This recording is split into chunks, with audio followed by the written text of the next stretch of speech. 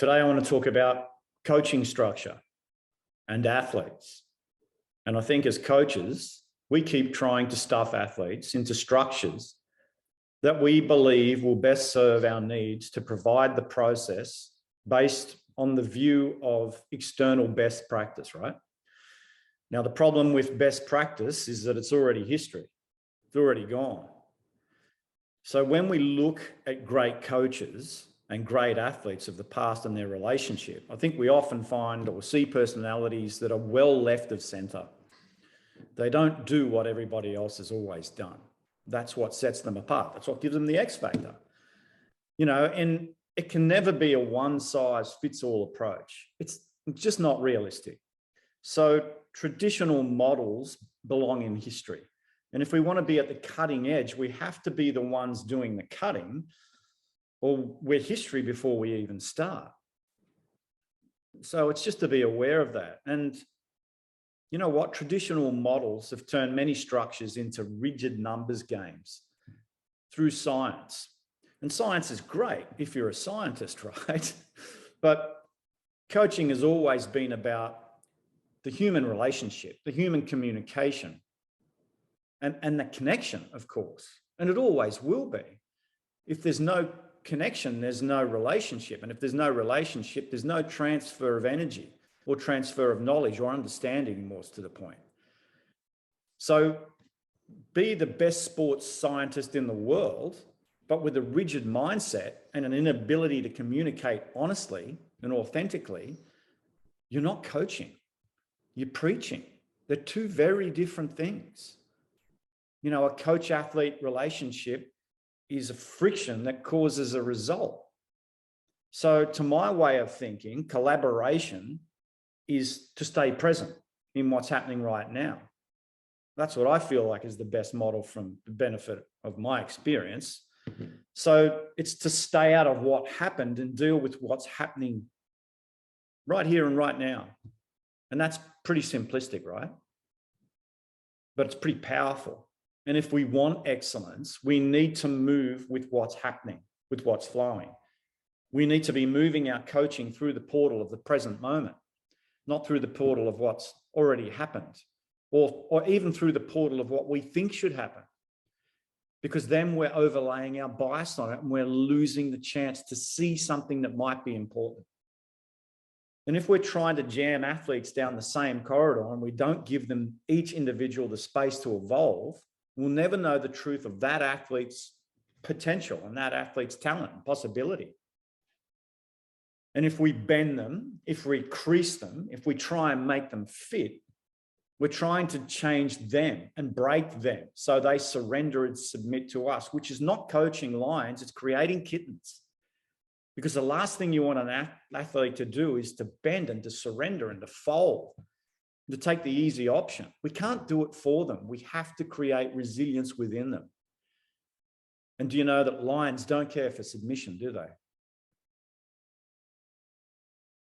I think the only thing that we can really work with is the present moment and the instinct and the intuition and the flow through what's happening now, because it's singular, because it's a power. It's on its own. We're not projecting past or the future. We're just being with what is. And the only question we need answered is, will they do the work? Will they stay present with the work? Can they be consistent with this work? Really simple, basic things that we sometimes lose sight of, coach and athlete. And the coach needs to bend with what is, to remain malleable and to be able to shift with what's happening. We can't expect the athlete to fit the program. We have to bend the program to fit the athlete, or at least do our best to create a culture of excellence for them. We're trying to create a safe container where they can be at their best, where they're encouraged to be naked with their goal, to have the audacity to have a real go, And great culture doesn't evolve under tyranny. It never has, and it never will be.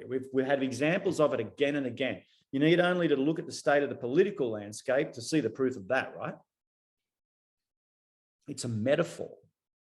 And morale depends upon the energy in the air. And the coach is 100% responsible for that energy.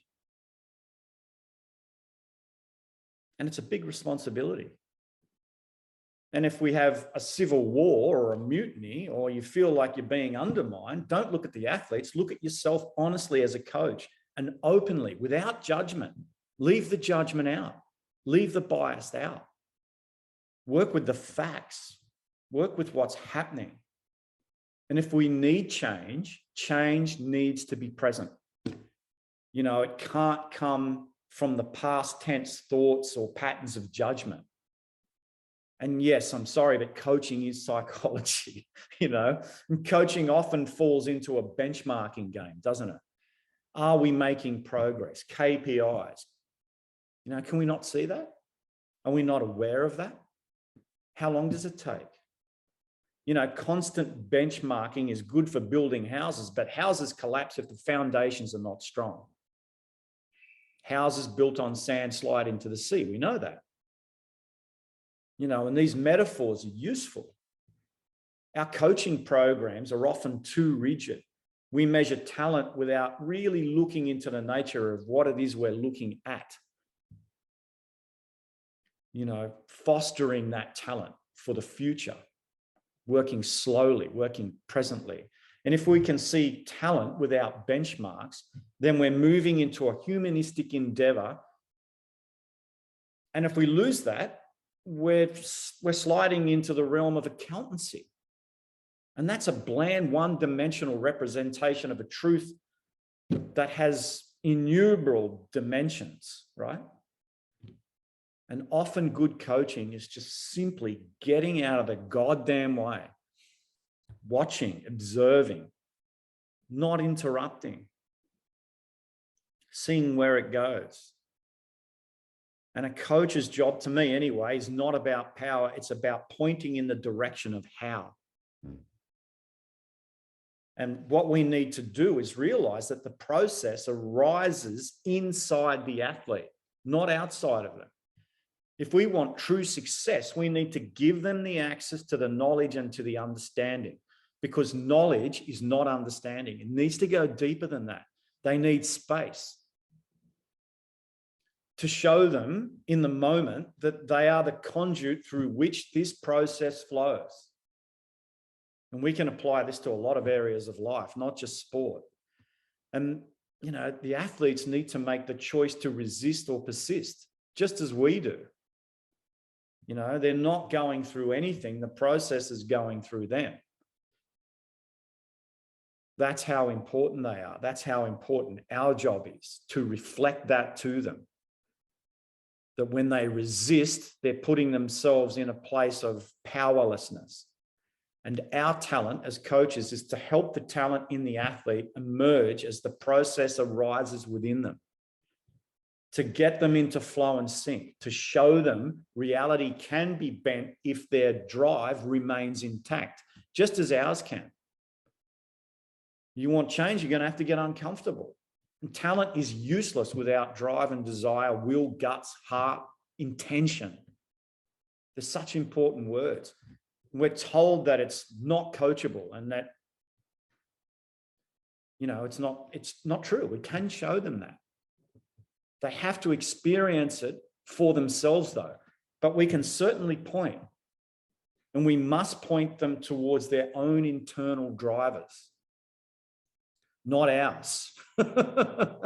And they must learn to take responsibility for the journey. It's our job to help them help us. And sometimes coaches unconsciously wade into murky waters, don't they? To try and align an athlete with a set of a coach's personal values can be slippery territory. We have to remove ourselves from that to become the observation, not the interrupting force. Go tampering with their personality and you're tampering with talent.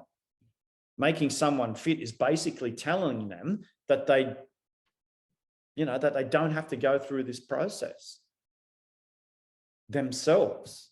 It's taking the power of their truth from them. And personalities have nothing to do with power. personal power can be harnessed only when the athlete can funnel that process right into the marrow of their own attentive awareness, while we watch from the outside observing, seeing whether they're doing that or not.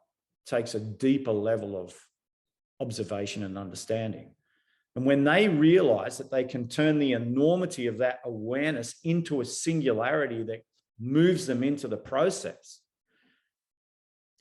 if we threaten them with extinction because we don't like the way that they don't fit the system, then we're teaching them that they have no power in the process. We fracture their attention and we fracture their awareness into fitting and splitting, into bending and creasing. We need to keep encouraging them and pointing them further into the event horizon of their own singularity so they can find out the truth for themselves. I am resilient. I do have what it takes. I do have the potential. I do have the talent. It's my responsibility, not the coach's. That's my role as the athlete. And to find out that every single thing arises in them and that their evolution is as an athlete relies on their ability to bend the reality that's flowing through them. That evolving ability comes from the understanding that their attentive awareness is in the flow of that moment and is the most critical component of their journey.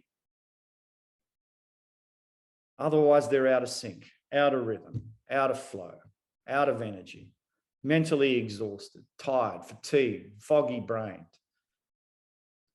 And you know that the drivers that keep the energy flowing into the present moment, and namely those things that I mentioned earlier, will, gut, heart, intention, they're the key to making it happen. And it only happens inside each individual. If we as coaches break down the will, the gut, and the heart, the lion, as I said, becomes a kitten. And as a coach, we need to keep our own shit out of the way. Don't let your own conditioning and own self-projection infect the athletes. Otherwise, it will infect their contact with the process and they'll just go through the motions. And so will we. We only have one purpose, and that is to connect them to it. And personalities are as different as the stars are, right? And the personalities are just a veneer, a layer of thought and judgment, a way of dealing with the world. If we're busy dealing with everyone's personality, we're not coaching anymore. We're reacting. You know, we're coming from a place of impulse and reaction. And if we're bending our own coaching talent out of shape by trying to bend the athlete's personality into a shape that fits with our version of what is acceptable, we're all going to fall down. And this is not rocket science. This is really, really simple stuff. And we need to look deeper. You know, acceptable is a word for people who don't understand the power of the singularity that resides within the uniqueness, maybe, of each athlete and that of the coach too. I mean, a great coach is unique, even a little bit weird, maybe even a little bit eccentric. Nothing wrong with that. And often coaches try to wear too many hats. Mathematician, scientist, nutritionist, psychologist, analyst. God, it's enough to make anybody tired just thinking about it. It's not that complex. You know, play to your unique strengths. If you need to add the components you feel are missing, then outsource them. You know, but don't let the coaching process become a puzzle of complexity. And when you need, or let's just say when you don't know something, be vulnerable enough to admit it and find somebody out who does. And that's not a weakness, that's a strength. I don't know, but I'll find out. I mean, you know, that's just the nature of the beast. Sooner or later, you're not going to know something. So you are the coach. You are trying to remove weight from the athlete's process, subtract the bullshit from them by subtracting the bullshit inside yourself, which means the bias, right? The best coaching will come, trust me, from your instincts. Just as the best racing comes from the athletes that are instinctive. They will learn from you. They'll see you tapping into your instinctual levels, and they'll do the same, because you know why? Monkey see, monkey do. It's essentially the same animal in the two. The human experience at the base level is it's instinctive. So show them who they are. Show them they are the lion. Thanks for listening.